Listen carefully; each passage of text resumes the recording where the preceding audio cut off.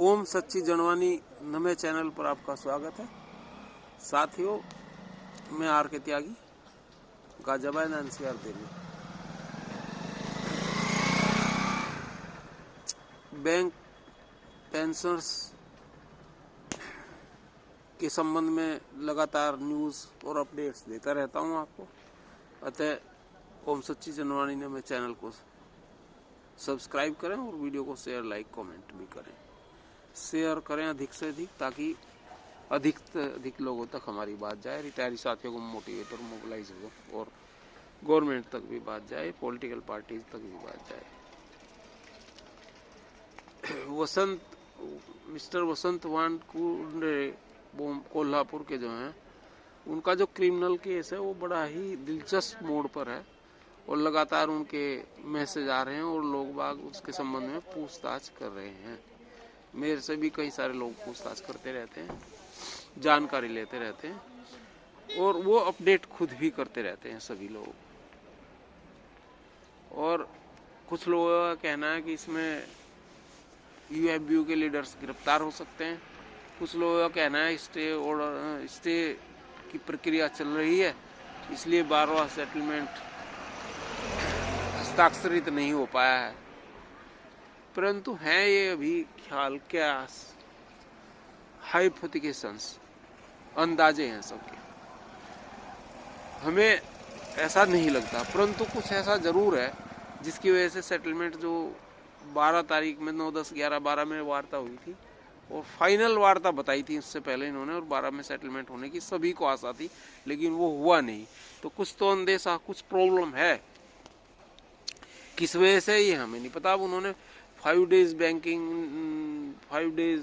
Banking की बात कह करके कि जब तक वो नहीं होगा तब तक साइन नहीं करेंगे, ये कह दिया। जो यूएफबीयू के लीडर्स हैं जो बैटिंग कर रहे हैं इसमें, वो मुख्य रूप से मिस्टर वेंकटचलम, एआईबीए के जनरल सेक्रेटरी और मुख्य वार्ताकार हैं, जो चीफ नेगोशिएटर यूएफबीयू के, और मिस्टर संजीव बंदलिस जो कन्वीनर है यूएफबीयू के, और जो लगातार ये कर रहे हैं, बता रहे हैं अपनी यूएफबीयू की घटनाएं और अचीवमेंट्स और फेल्योरिटीज तो वो नहीं बताते। फेल्योरिटीज को तो वो कहते हैं कि पेंशन अपडेशन इसलिए नहीं हुआ कि 1 लाख करोड़ नहीं है। ये फेल्योरिटीज को परिभाषित दूसरे शब्दों में करते हैं। ये फेल्योरिटी है उनकी, और 30 साल से फेल्योरिटी, अब से नहीं। कुछ लोगों ने क्रिटिसिज्म भी किया। मैंने कुछ लोगों को फोन पे भी उनके फोन आए तो मैंने उन्हें मना करा, भाई क्रिटिसाइज मत करो वसंत वानकुरे को। वो अपने तरीके से लड़ाई लड़ रहे हैं, हो सकता है उसमें क्या लीगल फ्लॉ है वो नहीं पता होगा, और वो बताते भी हैं, लगातार मैसेज से अपडेट भी करते हैं। Let him fight through court. और वो उसके अगर कुछ तथ्य ना होते तो यूएफबीयू उनके क्रिमिनल सूट के अगेंस्ट मुंबई हाई कोर्ट में न जाती। वो मुंबई हाई कोर्ट में गई है और वहाँ जिन्होंने वसंत वानकुरे ने केविएट फाइल करी है, तो निश्चित रूप से कुछ ना कुछ वहाँ है, और वहाँ है कुछ ना कुछ। इसी कारण वो वसंत वानकुरे के खिलाफ जो है, उनके केस के अगेंस्ट में मुंबई हाई कोर्ट में उन्होंने एप्लीकेशन डाली है और हस्तक्षेप करने की मांग की है, याचिका डाली है उनके। तो इसका मतलब केस में तो दम है, वरना मुंबई हाई कोर्ट ऐसे नहीं। हालांकि वहाँ भी वसंत वानकुरे ने केविएट फाइल कर दी है, और वो जब भी डेट होगी तो वो उसमें, हालांकि 22 जनवरी 2024 को उन्हें आना था वहाँ, लेकिन आए नहीं वो। जो भी है, अब जिस दिन नेक्स्ट डेट लगेगी तो उसमें आएंगे। 22 को थोड़ा प्राण प्रतिष्ठा की वजह से भी कोर्ट्स में भी थोड़ा डिस्टर्बेंस था, जैसा पहले जानकारी लगी थी कि छुट्टी रहेगी, तो किसी नीतिगत उनका फैसला है उसमें, तो वो नहीं गए। अब लोगों का एक तो वसंत वानकुरे के केस में बड़ा पॉजिटिव माइंड है रिटायरीज का, और एक केस है सिंघला जी वाला, जो 25/1 में घोषणा हुई थी कि उसमें सुना जाएगा, लेकिन नहीं, वो गलत थी। और अब 13 फरवरी में लोगों ने बता दिया सुना जाएगा, पर वो मार्च में ही सुना जाएगा। मेरी मिस्टर गोचवाल जी हैं जनरल सेक्रेटरी पीएनबी की एसोसिएशन के, उनसे संपर्क हुआ था तो उन्होंने मुझे मैसेज कराया कि वो मार्च में ही आएगा। हालांकि 13 फरवरी का मैसेज आ रहा है आज लोगों का, तो मार्च को में वो होगी। उसमें एक तो बड़ा उम्मीद की किरण है लोगों की उसमें, और उन लोग क्योंकि रिजर्व बैंक के पैटर्न की बात को लेकर के वो लगाया गया था, और 35(1)(a) अपेंडिक्स 1 जो अमेंडेड हुई थी 2003 में, उसको लेकर के भी है वो मैटर। और तो उससे एक तो बड़ी उम्मीद है। और मिस्टर उमेश शर्मा का जो 22/1 में कोर्ट में केस था उसकी भी। अच्छा, उसमें जो उमेश शर्मा जी हैं मेरठ के डीजीएम स्टेट बैंक के रिटायर्ड, उन्होंने ये कहा कि भाई उनके साथियों ने बात करी, उन्होंने ये मान लिया था, ये कह दिया था कि भाई हम ये सारी चीज़ मान लेंगे आपकी, लेकिन जो है आप रिट्रोस्पेक्टिव इफेक्ट ना मांगो, इसको प्रोस्पेक्टिव यानी कि अभी से मान लो, इसको पीछे से ना मांगो। लेकिन वो नहीं माने, उनके ग्रुप ने ये कहा कि नहीं, हमें तो retrospect effect with interest of 9% on arrear चाहिए। अब हमारे कुछ साथी हैं, मिस्टर रमेश भटेजा जी हैं, उन्होंने कल मैसेज करके भी और मुझे एक दिन फ़ोन करके भी कहा था 10-5 दिन पहले, तो उन्होंने बातचीत की थी कि भाई ये जो है इन्हें कहो रिट्रोस्पेक्ट इफेक्ट से ना लें, वो संभव नहीं है। क्योंकि रिट्रोस्पेक्ट इफेक्ट का तो जब से रिटायर हुआ तब से, और इतना गवर्नमेंट दे भी नहीं पाएगी, बैंक बंद हो जाएंगे, उनका ऐसा कहना था।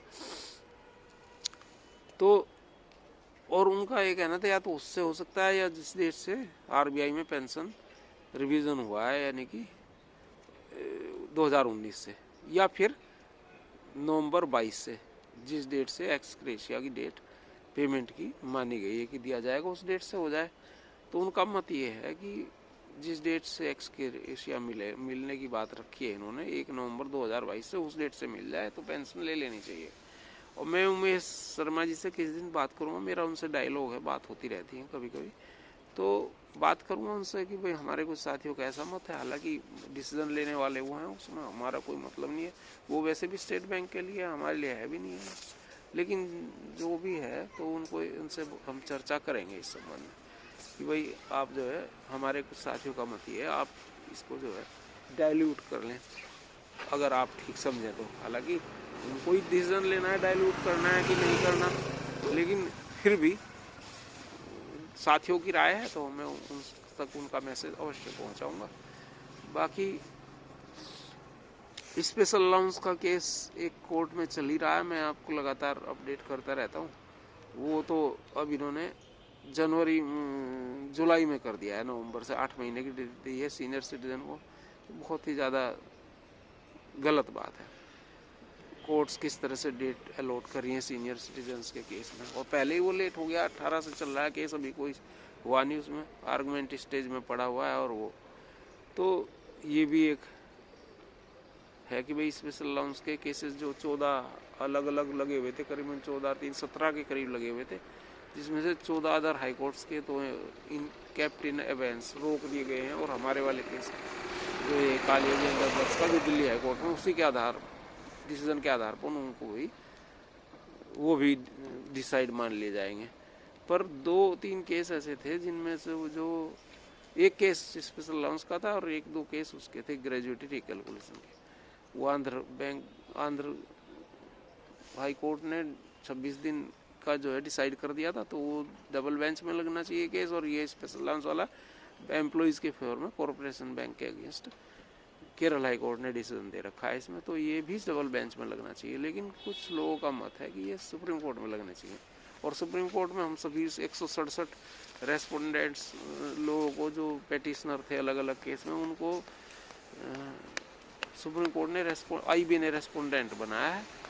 और वहाँ ये बात लड़ी जा रही है कि सुप्रीम कोर्ट में जाना चाहिए कालिया जी के केस के साथ ही।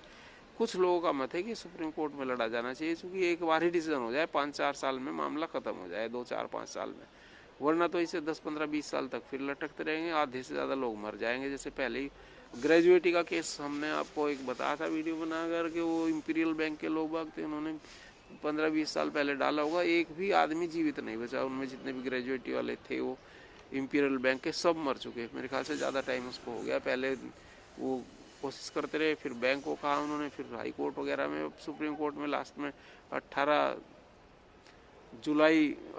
जनवरी को डिसीजन दिया है। तो अब वो उनके यूनियन ने, AIB ने कहा, भाई उनके मेंबर थे शायद उस टाइम, कि इसको जो है इनके जो एंसेस्टर्स हैं, मतलब सॉरी इनके जो वो हैं उत्तराधिकारी, उनको दे दिया जाए ये पैसा। तो मतलब रिटायरीज बचे ही नहीं है कोई। ये न्याय व्यवस्था कितना नुकसान पहुंचा रही है, लोग बाग मर जा रहे हैं और उनको कोई डिसीजन टाइम पे होता नहीं और उनके किसी काम नहीं आता वो। तो ये अच्छी बात नहीं है। ये इस तरह के मसले हो रहे हैं।